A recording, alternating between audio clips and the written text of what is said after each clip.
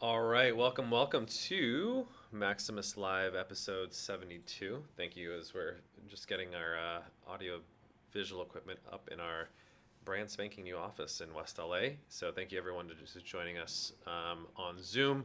I'll let you in off the waiting room in just a minute, one by one. And we're getting live on Twitter Spaces, Instagram Live, and YouTube Live. So feel free to type in your questions if you're on those platforms or raise your hand. And as we do every single week, we start out with a weekly unpopular opinion. And my weekly unpopular opinion is that endurance training is not only overrated, but often harmful for hormonal health. There seems to be a very popular notion that like if you are a really healthy or fit person, you should be training to do marathons and triathletes. I can't tell you how many, especially amongst the smart, overachiever, educated, professional crowd, it's almost like a badge of honor to run a marathon or to do a triathlon successfully. And while it is obviously a difficult accomplishment, and I think people who are used to going to elite schools or having elite jobs are used to sort of sticking feathers in their caps in terms of doing prestigious accomplishments, and in the fitness world, obviously doing a marathon, a triathlon, or certainly an Ironman triathlon puts you at the top of those lists. But it's not good for you. I mean, if you remember the original story of Marathon, which is a city that I believe was in Greece, a messenger was sent to deliver the news of a successful battle during a war, and the guy literally collapsed and died after sending his message. That was the original marathon runner. So it just goes to show that it's deleterious for your health. And in fact, there's some empirical data that supports that notion as well, in the sense that there are actually blood markers that are elevated when someone has a heart attack. And so you can almost measure essentially whether someone's had a heart attack, and those same blood markers are elevated in people who run marathons, which is obviously suggesting that it puts in a tremendous amount of cardiovascular, cardiac strain or strain on the heart muscle to be able to go run 26 point whatever miles.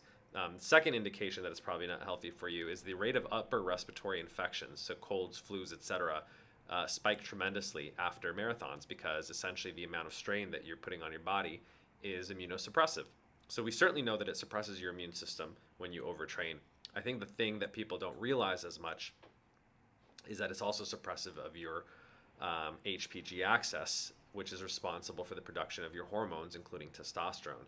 So we've had a couple clients and even some friends that I've been talking to lately about this notion, and I find a lot of people who are in very successful career routes almost become, I would say, psychologically addicted to doing a lot of cardiovascular training, marathons, triathletes, mountain climbing, etc.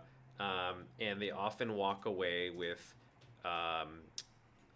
issues, including initially an elevation in cortisol and eventually adrenal fatigue or adrenal insufficiency, in which they're not able to produce enough cortisol because their adrenal system has been overtaxed essentially from the amount of chronic stress that they're putting their body under. You often see, obviously, decreases in testosterone in men, and disruptions even in women in terms of their hormonal profile, abnormal periods, etc. And a lot of people wonder, well, what's going on?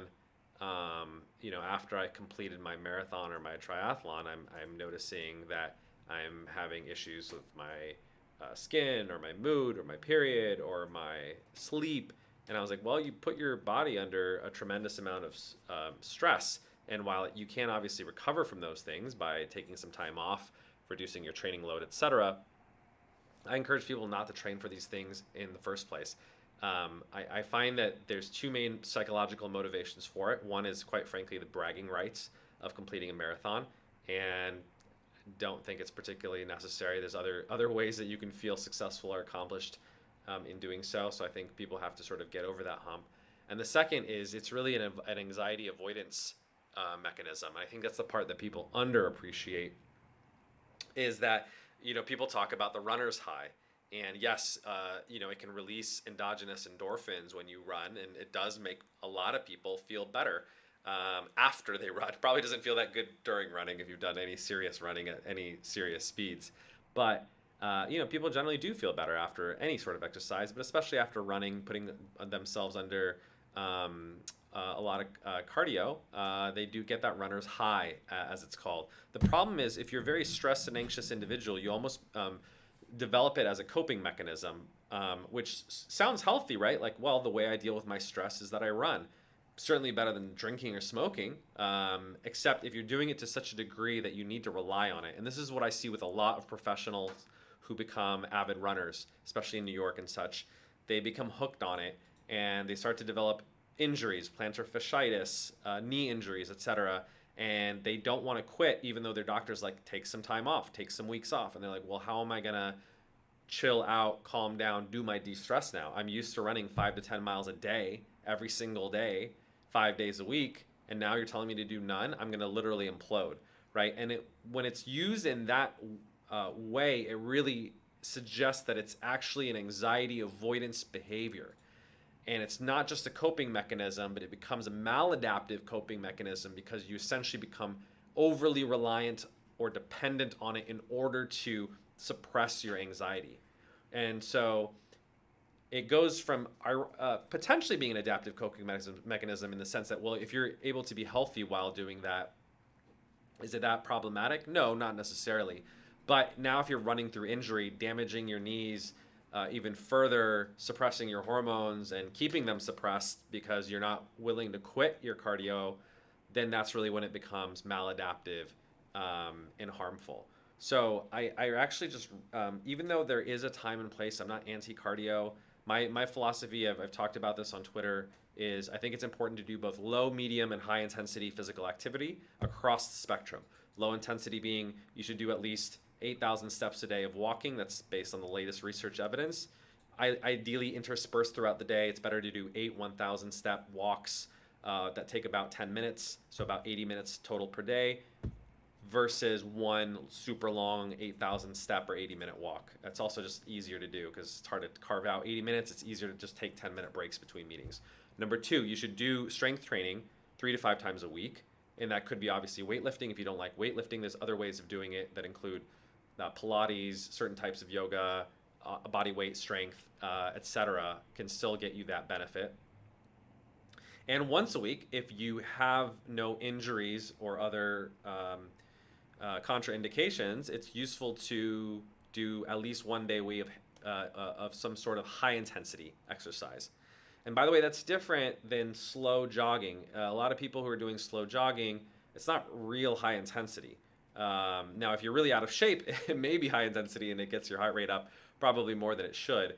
But I always say that, like, we really didn't involve this slow jog. We kind of like walked or kind of sprinted.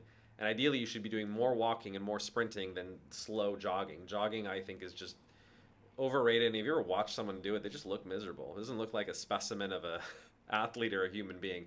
Other than for warming up or cooling down, I really just actually don't really believe in jogging. If you look at how sports are naturally played, you play basketball, you play soccer, you're sprinting, you're stopping, you're changing direction, you're slowing down, but that's a much more natural way of movement, I would argue. And if you have ever done any competitive running, speed workouts, which are called fartleks, are based on that principle of you just kind of run and enjoy speed. It's called speed play, is actually the English translation of fartlek. And so you enjoy going fast, and then when you get tired, you slow down and you wait until you recover, and then you speed up again. And that's a much more natural, I think, way of moving than trying to go on this long 30, 60-minute painful jog or run that's really a sufferfest, in my opinion. So my argument is, look, there's a time and place for it. Again, God bless you if you're raising money for cancer research or some other good cause that you're doing it for that.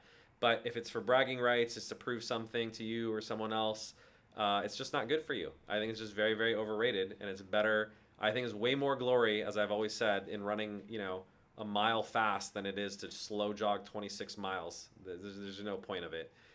So cut out the endurance sports if you can, because I'm seeing more and more both anecdotal and clinical data coming back that it seems to be harming people. Now, I don't think it's true for everyone, but I think if your measure of health, and I always say testosterone's like just like your erectile strength is really they're the canaries in the coal mine. If your testosterone's going down, you're not able to have morning wood or healthy erections, it's a symptom that there's something wrong. And overtraining, adrenal insufficiency, and excessive cardio in this pursuit of endurance sports are contributing factors, I would say, increasingly to that. So take it as a rule of thumb. Obviously, apply it flexibly. There are some guys who can do that. Obviously, a lot of the great bodybuilders in the classic era did do a little bit of cardio every once in a while. But that was mostly in order to just burn calories and get as lean as possible. I don't think most people are trying to maintain single-digit body fat percentages. And honestly, if they weren't either, they wouldn't do it. You don't see the powerlifters doing a bunch of cardio. They're just lifting heavy. So I think that's a kind of an extenuating circumstance. All right. With that being said, I'm going to start bringing in folks off the waiting room. I think we had someone, Casey, earlier. I'll catch you when you get back on. But in the meantime, I'm going to bring on Clint, this next person. I'll catch you when you get back on. But in the meantime, I'm going to bring a little bit of echo. If you could turn down your speakers, please. Hello? Can you hear me? Yes, sir. You're live. Can you hear me? Yeah, I can hear you. All right. Good evening. Good evening to you. How are you doing? I'm doing great. So I just sent my lab test that I'm waiting for, and I'm new at this. So I'm 47 years old, and I would like to lose some weight, just get a better sleep at night, and that's my goal, and not get like Arnold Schwarzenegger or something like that. That's my goal. Awesome. Healthy, get healthy. I hear you. And that should be everyone's primary goal, I would say, because our protocols will not make you Arnold Schwarzenegger. He was on a lot of steroids, and that's obviously not sustainable. But I think your goal is a very solid one. You said you sent in your lab test. Was that the initial lab test? Yes, the first one that you guys sent to me. I'm sorry, I am from Brazil. My Portuguese is my first language. No worries. All right. So you just sent in the first kit, and I sent it back. I collected all the samples, and I sent it back, and I'm waiting for the results. Yep. And someone from you talked to me. So what should I do? What should I take? How should I take? So hopefully you'll get your lab results back soon, and then they can obviously interpret your levels. Your doctor will do that, and obviously if you want to have a follow-up discussion with me about that, I'm happy to do so, whether on the show or on Discord. In the meantime, I do think it is helpful to do the other part of the program, or the protocol, I should say, and take advantage of the health coaching. So you did mention that you want to make some improvements to your sleep and lose some weight. Is that right? Yes, it is. Excellent. That's my main goal. Awesome. So if that's the case, let's start out and get a little information, and then let's go from there. What's your height and weight? Well, I'm gonna work in centimeters because sure, that's fine. In America, it would be 5'10", and my weight would be around 230. I don't think I'm that heavy, but would be around 100 kilos. Yeah. So you're 5'10", 230 pounds. So your BMI is 33. So that is in the obese range. So you're not like the heaviest you could be, but certainly there's a lot of room for, improvement. Generally with the BMI is not the perfect measure, but I actually do think it's directionally correct, in that, if you're certainly in the over the 30 BMI, it's almost certain that you basically are not optimal in terms of your metabolic health. So I think you definitely want to, drop your weight down. Do you have a weight goal? Yes, but it is in, can I say in kilograms? Yeah, absolutely. You can understand. I would be the perfect weight for me would be 95 kilograms. Okay. 95. Yeah, so 95 kilograms is like 209. That's actually just the cutoff, ironically, for obesity or a BMI of 30 or greater. So I think it's a good goal. You should try to get down to 95 kilograms or 209 pounds. You still could probably actually be lower in terms of optimal health. I think it just kind of depends on what your blood markers are at that range. Because like a BMI of 25 would be much lower than that, right? That would be something like a 180 pounds ish, which would be the equivalent of 80 kilograms. Um, What did you think? which is, but let's take it one step at a time. When was the last time that you were 95 kilos? It was July last year. Okay, so that's not that long time ago. What do you attribute to your weight gain? Well, for the pandemic, I have to stay like in my office all the time. I wasn't able to go out that much, like exercise, go to the gym. Like I like to weight lift it, and I don't like to jog or run so much, but I like to weight lift. Yep. But I couldn't, so I just stopped, and that's like the reason that I think it was because of the pandemic. Okay. And do you have access now to a gym again? Yes, I do. Have you started lifting weights again? No, I haven't. Okay. What stopped you from getting back on the wagon? Well, I don't know. I start. Fair enough. I push. Well, what do you think would be a reasonable goal that has at least an 80% likelihood that you'd actually start? Well, I think I could start like next week. Like I could start going again. I could do that. Yep. All right. So here's what I would suggest whenever I'm working with people is make the initial goal really easy, right? I think it's too onerous to just say I'm going to start lifting weights 5 days a week again, even if that may be your long-term goal. I think the easiest thing to do, if I were you, and I suggest to all my clients, is start as soon as possible. If you can, start today, if you can, but make the goal like stupidly easy, which is like show up at the gym, go warm up for 5 minutes and go home, right? Now you can add to that over time, which is that's fine. I'm gonna jog for 5 minutes on the treadmill, or I'm gonna pick up two 10-pound dumbbells or two 5-kilogram dumbbells and just do a nice little warm up, and then I'll go home. And then tomorrow I'll do a little more. Monday I'll do a little bit more, but it reduces the inertia or the friction to do it. Because if you're like, oh, I need to go and I'm going to lift for an hour and I'm going to be sore. Because if you haven't been lifting weights, you're going to be sore if you start lifting weights really heavy, and it's going to discourage you from coming back. So I would actually undershoot what you've done in the past. Even if you've done a lot in the past, make it really easy. I would literally start out 15 minutes, but do it sooner. Do it, once this week, maybe twice next week, 3 times next week, and then build your way up. If you're feeling good, then you can always add it. You can always add more. But the worst thing to do is to start too high, fail your goals, and then, you're going to feel bad and you're going to feel sore, and then you're going to quit. I used to be a police officer for 25 years, so I used to work out every day. Trust me, I know. It used to be like every day.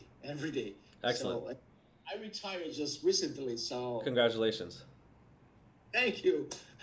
So that's why I am kind of lazy.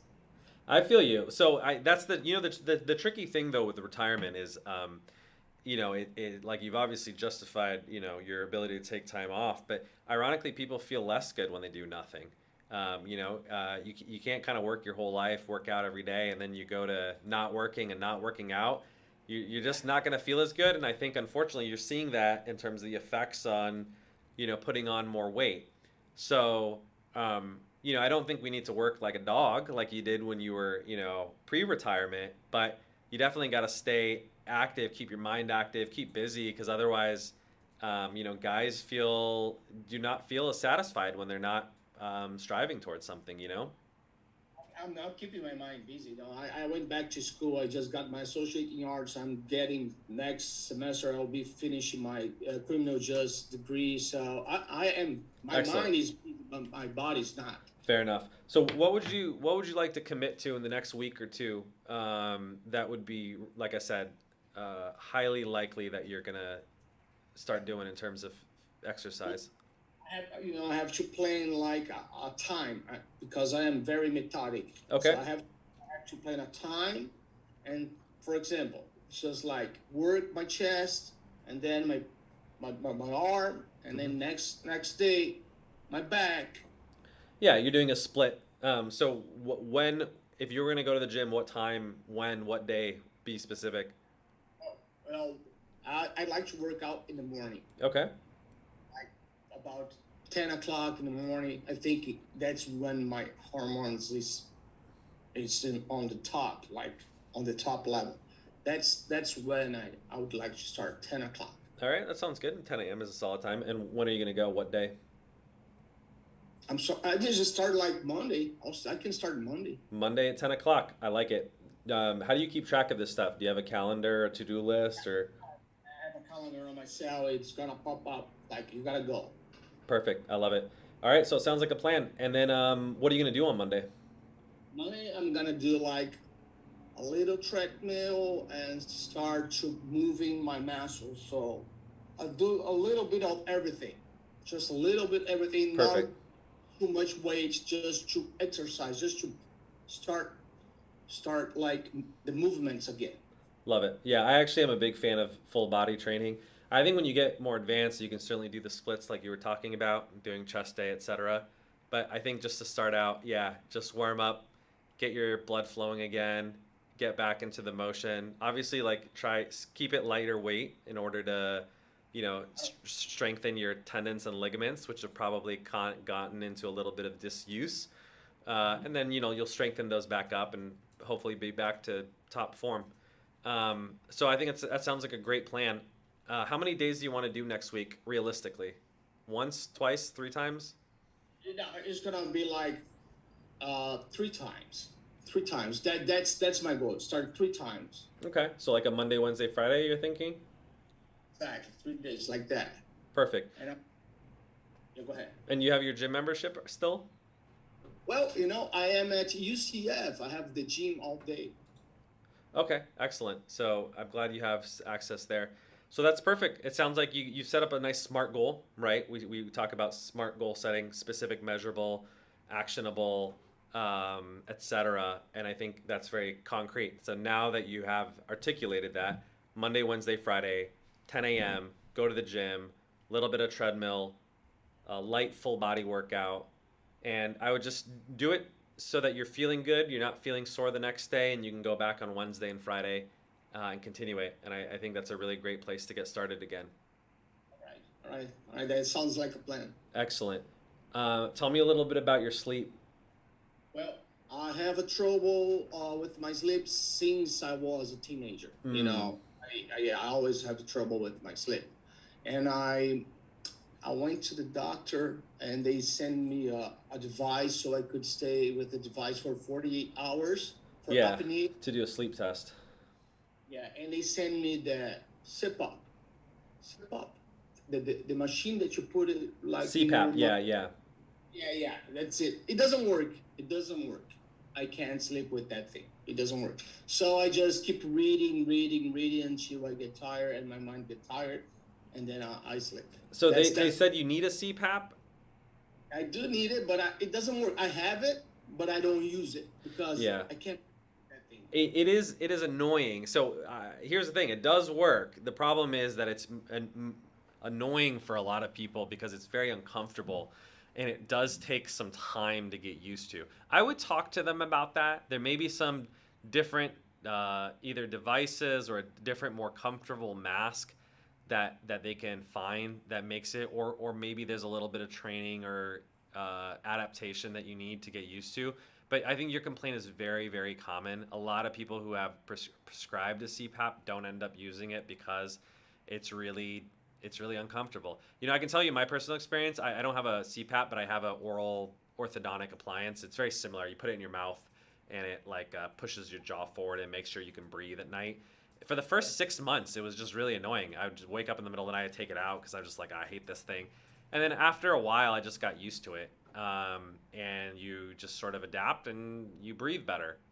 So I would say don't give up. You may need to talk talk to your prescribing provider about your CPAP and see if there's either some training that they can do with you, or maybe they can change some things up to make it a little bit more comfortable. But I think for you, especially at a BMI of 33, where you are obese, it is definitely going to negatively affect your sleep quality if you have obstructive sleep apnea, and it's going to lower your testosterone.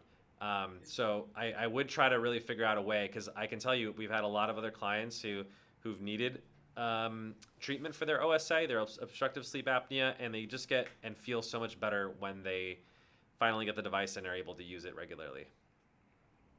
I have been talking to them. I tried to change the mask and everything, and then they tried to give me a pill, but it was giving me nightmares. I stopped taking those pills because it was giving me a nightmare. I said I'd rather not sleep than take those pills. And Fair then, well, do you have trouble falling asleep? I have trouble to fall asleep, so I have to read. So I read a lot. I started reading books, and then I try to get, and then 2 o'clock in the morning I sleep. How long is it taking you to fall asleep on average? I'll usually go to bed like 10 o'clock, and then. And you don't fall asleep till 2? And yeah. where are you this whole time? Are you reading in bed? Reading in bed. Okay, That's that's what it works for me. It works. Is there somewhere else you can read? Yeah, there is, but my wife doesn't. She's so used to. She doesn't mind. I'm just right there. So here's my suggestion. I mean, I think your insomnia is a little bit more complicated because you have this OSA issue, and like I said, it's going to be tricky until you figure out a way of perhaps using your CPAP. But in the meantime, I think when people have insomnia, it's really important for them to practice really good what's called sleep hygiene, in that you don't want to create an association with your bed of anything other than sleep and sex. You don't want to do anything in bed other than sleep and sex, because you need your mind to be relaxed when you're in bed. And if your mind is not relaxed, it associates stress with the bed, and you don't want to do that. And unfortunately, when people have insomnia, they stay up doing things like what you're doing. It's not that reading is bad, reading is good, but here's what I would suggest is I think you need to almost like clean up the hygiene around your bed so that it's less of a problem. So for instance, what I would do is start tracking your sleep in terms of what time you're going to bed, like actually falling asleep, right? So if you're telling me 2 a.m., is that the average time you're falling asleep? That's the average time. Okay, so here's the thing. It's too ambitious to go to bed at 10 p.m. if you're not falling asleep till 2 a.m., right? That's 4 hours. So you shouldn't try doing that. You got to make the change much more gradually. So what I would do is do not go to bed. You should set a realistic bedtime, which for you should be 1:30 to 2 p.m. Realistically. You can slowly start moving back 15 to 30 minutes at a time, but you can't do 4 hours because you're just not going to fall asleep if you're not falling asleep till 2 in the morning. So right now what I would do is just set a bedtime, like I said, 1:30 to 2 a.m., and do not go to bed until that time. So if you want to read, that's fine. Go read on the couch, go read in a chair, go read anywhere but the bed, but because you do not want to be awake and in bed. You want to only basically go to bed when you are sleepy, and it's the appropriate time. So that's a sleep hygiene change that I actually think would be very beneficial. Now, if you go to bed, let's say it's 1:30, and you should try to sleep. Don't read in bed, right? At that point, it's like it's bedtime. If you can't sleep for 15, 20 minutes and you're clearly awake, you can tell when you're falling asleep or not. Get out of bed, go read in whatever it is, the chair, the couch, a different room. Ideally, it's a different room. And then don't go back to bed until you're tired. So these are basically like sleep hygiene 101 rules, is you really shouldn't be trying to fall asleep for more than 15, 20 minutes at a time. If not, get out of bed.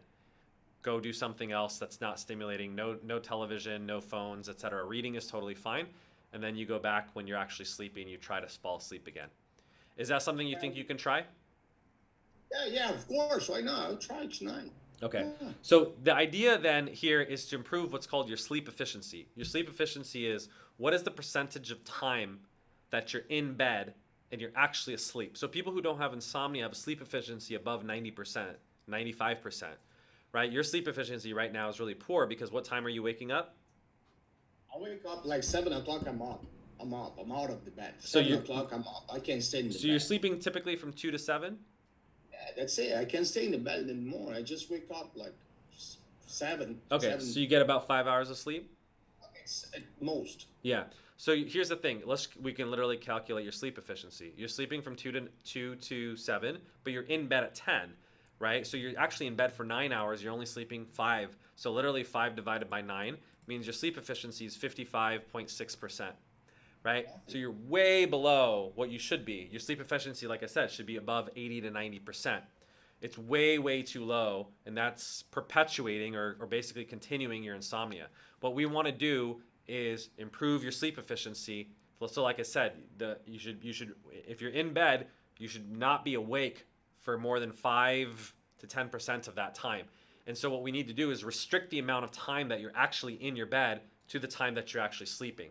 So that's why I would start with try to set a bedtime, like I said, 1:30 to 2 a.m.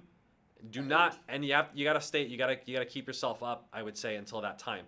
Now here's what's gonna happen is you may in the short term actually start getting a little less sleep. So let's say you set a bedtime of 2 o'clock and you wake up at 7. What may end up happening is you may take 15 minutes even to go to bed, right? Now let's say you slide into bed at 2 o'clock, you don't fall asleep till 2:15, 2:30. Then you wake up at 7. Now you've actually slept less. You slept 4.5, maybe 4 hours and 45 minutes, 15 to 30 minutes less than your normal bedtime. You're going to be a little bit more tired because you obviously lost 15 to 30 minutes of sleep. But the next day, you're going to be a little bit more tired. You're obviously going to try to avoid taking naps that are longer than I would say 20 to 45 minutes, no later than 3 p.m. That's the rule for naps. You can take a little bit of a nap, but I would say generally no more than half an hour before 3 o'clock, and at most. Ideally, try not to take a nap. And what's going to happen is you're going to feel sleepy even before 2 o'clock, or you're going to be able to fall asleep faster at that time.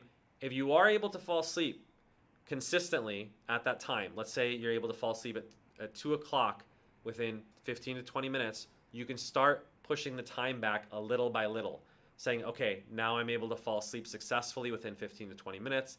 I can go to sleep at 1:45. If I can do that for a couple nights in a row, I can push it back to 1:30. And so you can start slowly pulling your bedtime back 1:15, 1 o'clock, etc. So now that you're getting 6, ideally 7 hours of sleep. But it has to be a gradual process. Yeah, I understood you gradually. I don't take naps, Doc. I don't Okay. take naps. I never took naps. All right, so see what that does. I encourage you to actually keep a sleep journal. So write down basically every night, what time did I get into bed? How long did it take me to actually fall asleep? Approximately. You don't need to sit there and watch the clock. Did I wake up? If I woke up, how long did I wake up for? And did I follow the sleep hygiene rules that I told you, right? In terms of if you're not able to fall asleep or stay asleep, get out of bed. If it takes more than 15, 20 minutes, only come back when you're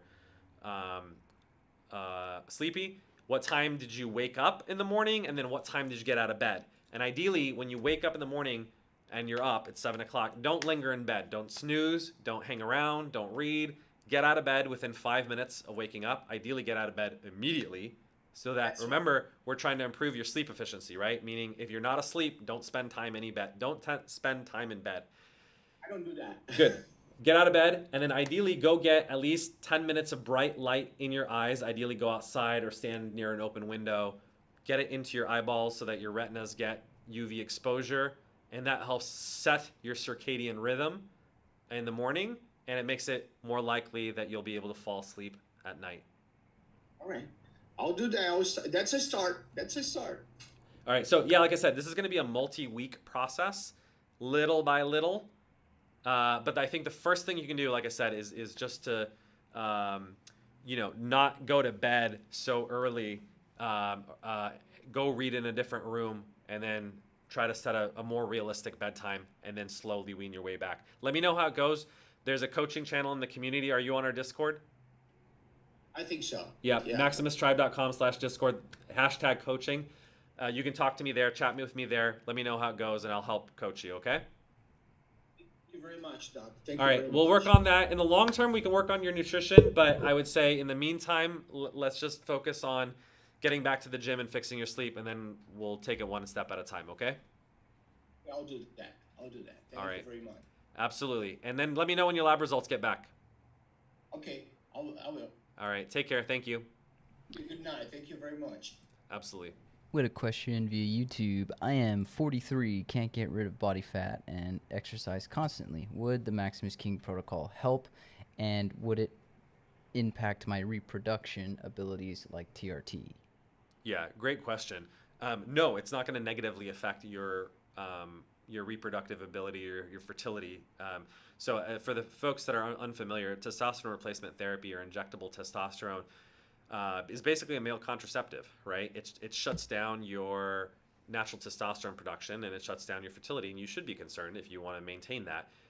Even guys who don't want to have kids in their 40s, I still don't think they should necessarily be on it because, well, it shrinks your testicles, so I don't think anyone likes having shrunken balls that are like raisins instead of grapes. I think just aesthetically or even psychologically, it's just a weird thing. It's not really natural to have shrunken testicles, right? And second, I actually do think there's psychological power in fertility, even if it's not to have kids. I think your literal purpose here on Earth is to biologically reproduce. And there's a, what do you want to call it? A mojo, a duende, if you speak Spanish. There's power in fertility. And I think where it's a very weird thing to be able to remove that. It's kind of a modern medical thing. So I wouldn't give that up unless you have to. Now the other part of your question is, will it help you lose body fat? To be honest, there's not research that supports this as a fat loss agent. There is research that suggests that it helps people put on lean mass when they're working out at the gym, meaning it'll help them put on a little bit of muscle, approximately about 5 pounds over the course of 3 months on the highest dosages, but they're not necessarily dropping body fat. Body fat has a lot more to do with nutrition. So I think your issue, honestly, is more nutrition than anything. And so as part of the protocol, though, I'm happy to help provide some nutritional coaching.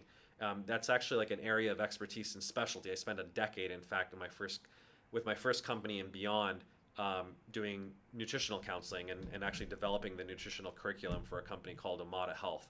So if you feel like you're not able to drop body fat despite how much you're working out or what you're doing at the gym, it's probably not the gym. It's probably the kitchen that's actually inhibiting it. Now, there are some hormonal factors that may contribute to the storage of your central adiposity or kind of that belly fat, where if your testosterone is not optimal, it can make it a little bit easier.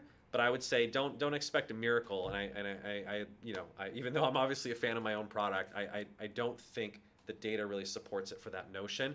But because we sell a protocol, not just a pill, I would say, look, it's going to help you get stronger at the gym.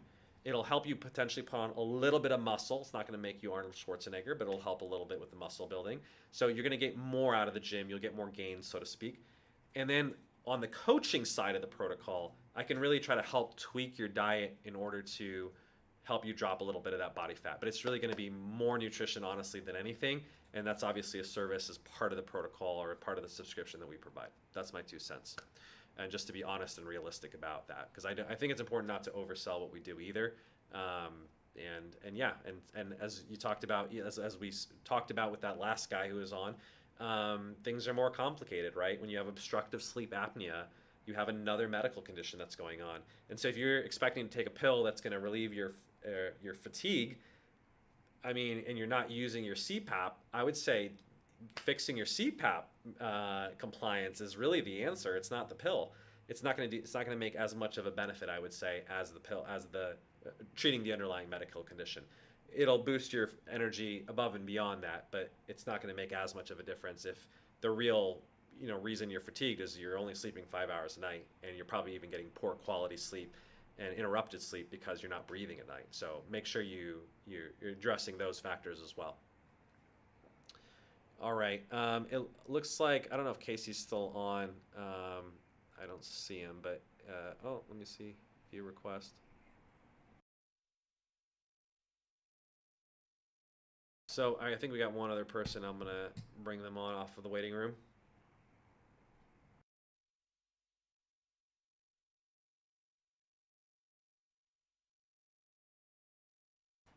Hi, Julian. So, I had a real quick question about, like, Did you just? hello? Yes, yes. I think I responded to you via email. Did you see my email? Yeah, I saw that response. So, Okay. yeah, acknowledged. Thank you. And I have like, unrelated question about, Please like, shoot. so, something I've been noticing recently is, first of all, my blood work came out, and, like, the increase is significant. My total T increased by 50%. Excellent. And also, my free T also increased, but my baseline was actually, like, I don't have the data on my baseline free T. Okay. So, but still, like, overall, I'm very happy with the product. First Excellent. of all, so for making all of this work. But number two, like, something that I've been dealing with quite a bit recently is, like, increased appetite. And Yeah. I speculate it's related to the increased T level, but, like, I'm not sure. But, like, it's been a consistent source of, like, annoyance, because, like, I'm kind of overweight and I'm trying to, like, Sure. lose weight, and it's been much harder to, like, stick to my regular diet, like, Yeah. after It's a good question. I don't think there's actually super clear research on this, but testosterone in and of itself is not like shouldn't significantly increase appetite on its own. There are other hormones, which are ghrelin and leptin, that are responsible for hunger and satiety, that are much more responsible, I would say. So like a testosterone boosting product typically shouldn't increase your appetite. I would say that's not common in terms of what we hear. Now everyone's different. It's possible, but it's probably not like a major contributing factor. Interestingly, someone in our community was asking about a peptide called MK677, which is a growth hormone secretagogue, essentially. That actually is a ghrelin agonist that makes you very, very hungry. It's a known effect, or you could call it a side effect, of that peptide. That's why I actually warn people that, like, if they're doing that, unless you're trying to gain weight like a bodybuilder, you shouldn't take that. Or if you are, you're going to take it right before bed so that you don't accidentally overeat. With our protocol, it's not as much of a concern. So I don't think it's probably that. But let's figure out what it could be. Let me actually ask you a question. How much sleep are you getting, and how's your sleep quality? I want to say 7.5 to 8.5 hours a night, consistently Okay. over the past month. I want to say it's gotten better on the medication. It was considerably worse before. Okay. So I mean Um, that's great. Actually, one of the biggest reasons actually of appetite increases is when people have disrupted sleep. Your sleep sounds pretty good if you're getting 7.5 to 8.5 consistently. So it doesn't sound like it's probably a sleep issue. Are you happy overall with your sleep? Like, do you feel good when you wake up in the morning? Also, something I probably should mention is I have been on stimulant medication for, like, the past 2 years. On what medication? Stimulant. So Stimulant I've been on medication. Testosterone. Okay. So, however, like, the appetite changes kicked in after I started enclomiphene, not before. Yeah. So, like, I wouldn't necessarily, like, point a finger at the stimulants. Yeah. No, I mean, ironically, stimulants are appetite suppressants. What stimulant are you on? When they wear off, it's reported that it increases your appetite. When Like, you come down, that's what I was going to ask you. yes, Yeah. I'm on concerted ER. Oh yeah, okay. So you have the extended release version, right? So that has a longer effect. Yeah, there's sometimes that rebound effect. That's what you're alluding to. Obviously, it makes you less hungry while you're on it, but then when you come off, people sometimes overcompensate and overeat. But if you've been taking it for 2 years and it's just a recent phenomenon, it doesn't sound like that's the case. How's your stress levels? Uh, Fairly normal. I want to say it's been a little, like, stressful lately at work and stuff, but I don't know. The timeline doesn't map exactly. Yeah. Well, it's hard to tell, to be honest. I mean, it could be. It's possible. Like I said, everyone has idiosyncratic responses to medications. I wouldn't say it's a known or common side effect at all. If it's very, very concerning, obviously you can talk to your doctor about it, in potentially adjusting the dose or deciding if it's worth the cost benefit to you.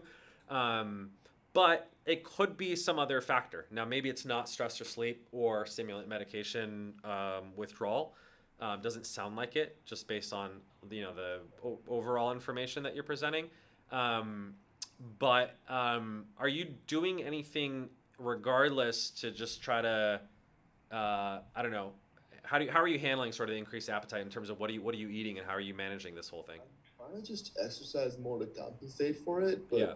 like, that only goes so far because like there's a hard limit on how many calories I can burn in a For day. sure. And I actually don't think exercise is very good at appetite regulation. Unfortunately, there's not a hard limit on how much I can do in a day. Trust me. Yeah, no, unfortunately there isn't, and exercise increases appetite. That's the irony of, like, there's people who go from sedentary to marathon runners and they don't lose weight because they end up eating more calories to basically compensate what they're burning.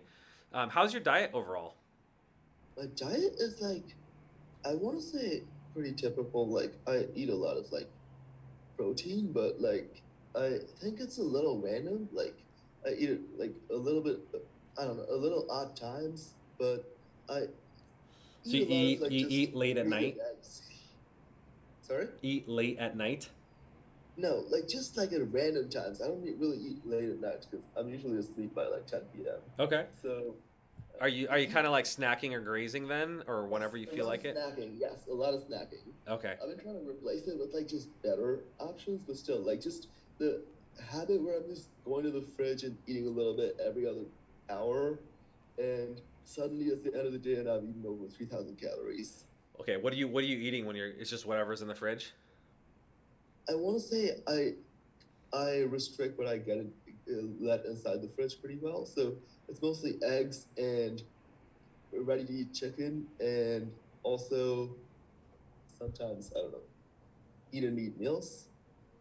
Okay. So here's what it sounds like. Are you like so? What determines when you eat then? Is it when you're just is it when you're feeling hungry, or is it For most of sometimes? my life, it's been whenever I'm hungry, and I had no trouble with it. Yeah. Even when I try to diet, I had no trouble like restricting what I eat. Yeah. And it's a recent phenomenon where I feel hungry way more often, Yeah. and like because I've had no trouble with appetite before, I've always just eaten whenever I wanted to. And Right.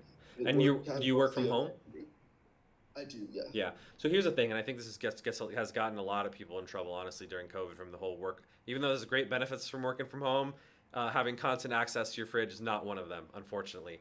So while this is not a new phenomenon, your behavior may have changed gradually over time, and I think, regardless of the appetite thing in particular, like this behavior is not working for you, I would say, right? In terms of overall, you're probably not at your optimal weight and you're overeating, to your point, like 3,000 calories.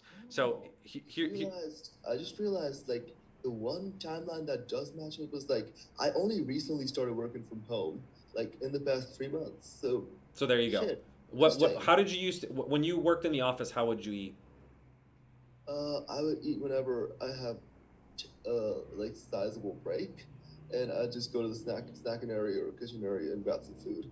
Okay. And How often like is that?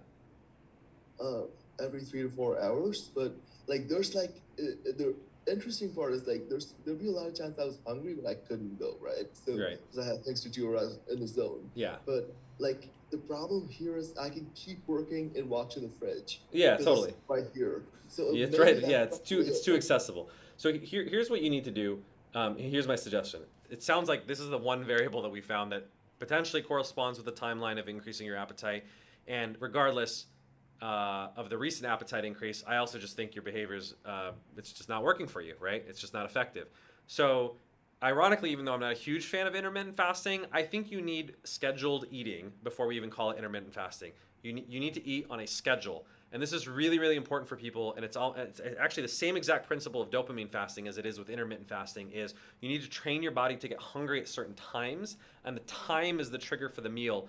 Not being hungry, lonely, angry, tired, bored. which is all the reasons that people eat, and sometimes they confuse those signals. That's kind of why I've been eating. I think like I feel like a lot of Everyone. just random negative emotions. Exactly. We call it emotional eating. And it's the number one problem in America, in my opinion, is emotional eating. We all do it to some degree because, well, we eat our emotions in America. We suppress our emotions.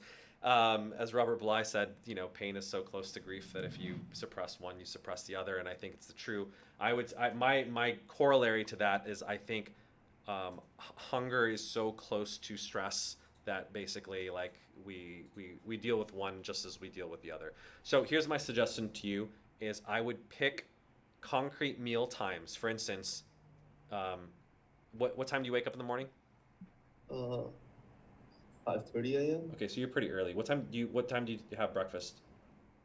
I don't eat breakfast. You don't eat breakfast. Are you purposely? Well, I don't have any scheduled breakfast, but if I feel hungry, I'll probably eat.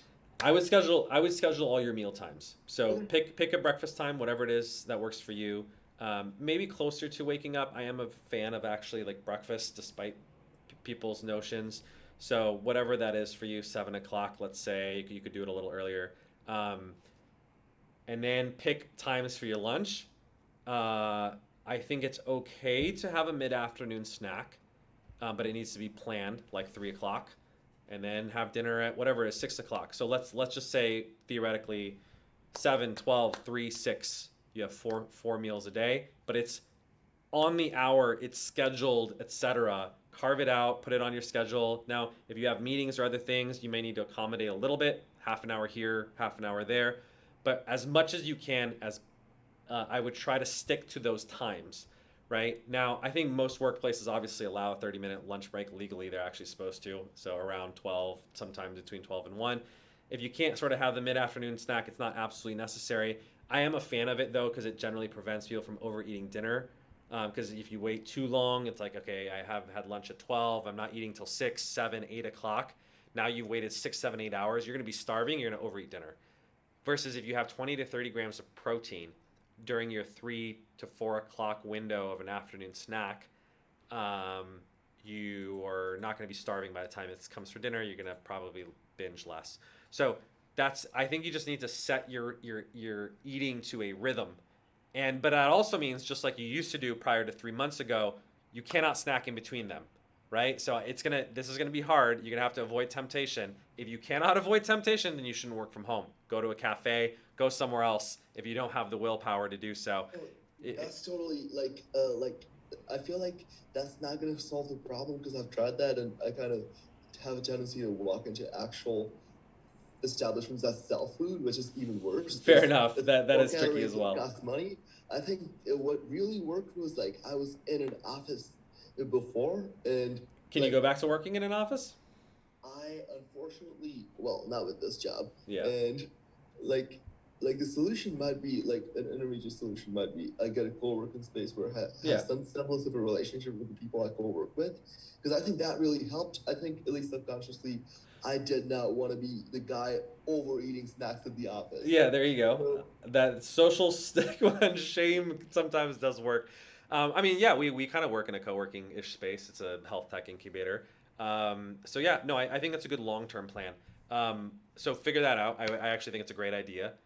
In the meantime, though, I do think as best as you can, and it's going to require a little bit of willpower to do so, though, is really try to eat on a schedule. Snack less, have concrete meals, right? Because I think the grazing is not super healthy too. With snack foods, it's really easy to eat things. You eat a little bit of nuts, a little bit of cheese. You're not getting enough protein. Like I said, every meal should contain at least 20 to 30 grams of protein. So it's filling, and obviously protein is the most important macronutrient because it's literally the building blocks for everything. So you want to eat meals, right? So concrete meals. I think chicken and eggs are great. Like that can be fine. Make sure you're getting enough though. I mean, if you're literally doing the math, you'd have to eat actually like 4 eggs to get 24 grams of protein, for instance. It's a lot of eggs.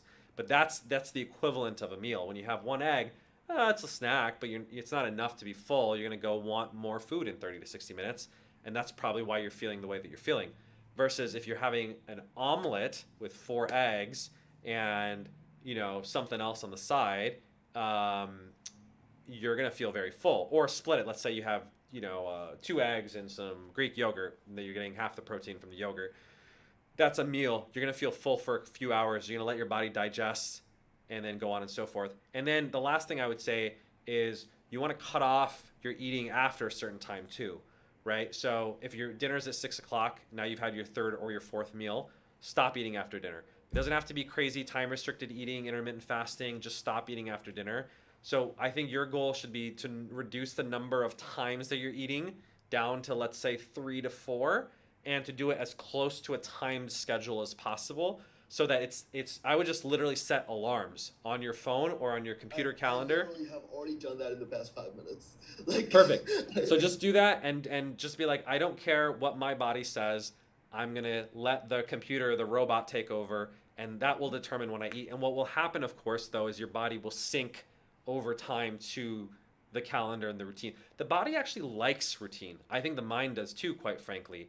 And I think our modern lives and our modern workplaces and lifestyles, quite frankly, have just thrown us completely off. While, we know this even with folks on the autism spectrum, one of the ways of calming people down is to get them on a routine. And they often actually get very upset when you throw them off of their routine or schedule, or they have to travel and do other things. I don't think all of us are actually that different from those folks, in that we do find comfort and solace. And ironically, if you are an emotional eater, it will help soothe you a little bit as well, because you're like, I know when my next meal is coming. Well, for me, because I do have an autism diagnosis at least, and I have responded pretty well to like changes that kind of enforce a routine. I'm just surprised I never thought of this independently, because like all of the evidence was like just on my face. Right. But thank you so much for the pointers. This is really, really helpful. Awesome. And are you on our Discord? I am, but I don't really check the Discord. Okay, but yeah, follow up with me if you'd like. You can obviously join any of these shows in the future. But in the meantime, if you want pointers in between every Thursday, jump on our coaching channel. Let me know how it's going, and if we need to problem solve around where you're working or other things, roadblocks that pop up, I'm happy to help. Awesome, thank you. This is tremendously helpful. Absolutely. The last and final bit of advice that I would have is: do you have a weight scale at home? I do, yeah. Step on it every single day. Okay. Step on it every day. Track your weight. There's an app that I like called Happy Scale. If you have a digital scale that uploads into. I already have all of that set up. Like, perfect. I have a Excel sheet generating every day. Awesome. So I mean, use that to determine whether this works, right? So we suggested something. Look, it's a good idea, but the only thing that matters is. My problem is not really in the analytics. I track my calories and I know how much I'm eating and the results I'm seeing. Yeah. Which is the weight gain or loss. It's more about physically not physically, but being unable to control the impulses to overeat, despite having the data that is like. Yeah, that's the problem. Data doesn't change behavior. I always tell people that. If it did, just wearing a tracker would get everyone to do the right thing. But yeah. I mean, people know donuts aren't good for them. They still eat them anyway. You don't need a CGM to know that. So yeah, I would just say it's helpful to track. Obviously, you can't manage what you don't measure, but now that we're trying this intervention, pay attention to see if it helps, and if not, we'll have to make future adjustments. All right? Awesome. Thank you so much. Have a good night. Thank you very much. Enjoy it. Take care. One quick last question. What's considered low T at age 38? My levels are good with LH and FSH, but FSH is just barely normal, and I notice lower energy. And last question is, does enclomiphene lose its quote-unquote pop over time? Yeah, no, there's no indication that there's a tolerance effect that happens to enclomiphene, so people are able to maintain their testosterone increases basically indefinitely. There's good long-term multi-year data on Clomid, or clomiphene, the parent drug, seems to continue to work. And same thing we've had folks that are close to a year on it now and still maintain their testosterone increase. So yeah, it'll keep working as long as you're taking it. I don't think the question is what is low testosterone. I think the question is what is optimal testosterone, and that's very different. We're not just in the business of treating low testosterone. I think that's a very medical model. If you ask like American Urological Association, typically they consider like low T below 300 or optimal range between 450 and 600 in terms of total testosterone. We take a different point of view. I think free testosterone is much more important than total testosterone because people have very different SHBG levels. And so someone may be high T, the other one's high total T, the other one may be moderate total T, but they have the same free T. So free T is a more important measure of the bioactive form of testosterone. If you go to our website, maximustribe.com/testosterone-101, or if you just look on our website under the Learn tab, there's a Testosterone 101 link. It has the optimal ranges for men who are 19 to 39. You said you're 38, for their testosterone levels. So, it ranges from the 1st to 99th percentile in terms of 55 to 266. 50th percentile is 134. So the way that I like to think about it is, are you within a standard deviation of normal? So standard deviation of normal, free testosterone between 97 and 187 is within standard deviation of normal. But what I would consider optimal is, well, are you above average? So, when you see your levels, I would say in the triple digits, at least over 100. But once you're getting above 130, 140, that's when you start becoming above the mean. And I think that's often more optimal. But look, in the end, I would say numbers don't paint the whole story. It's more how you look, feel, and function. Different guys feel better at different levels. There's not one true level, and more is not always better. So I just use that as a helpful reference range in terms of what healthy young men look like. And if you're within, plus or minus a little bit of that range, then you're probably good. And you can obviously move into a little bit more of an optimal range. So check that out and see how that works for you. Awesome, everyone. We're up on time. It is 7 o'clock Pacific here. If you didn't get your questions answered, please join us next week. We have this show every Thursday, 6 to 7 p.m. And in the meantime, you can catch us on our Discord at maximustribe.com/Discord. And I will happy to chat with you there about King Protocol, our new lover protocol, which I talked about last week. Check that out. It's maximustribe.com/lover. It's an amazing, not only ED medication, but enhances libido, enhances muscle pumps at the gym, and even memory, attention, and processing speed. So pretty amazing effects all across the board whenever you increase blood flow to all your muscles, tissues, and your brain. And we're really excited about that. Check that out, maximustribe.com/lover. I will see you all next week.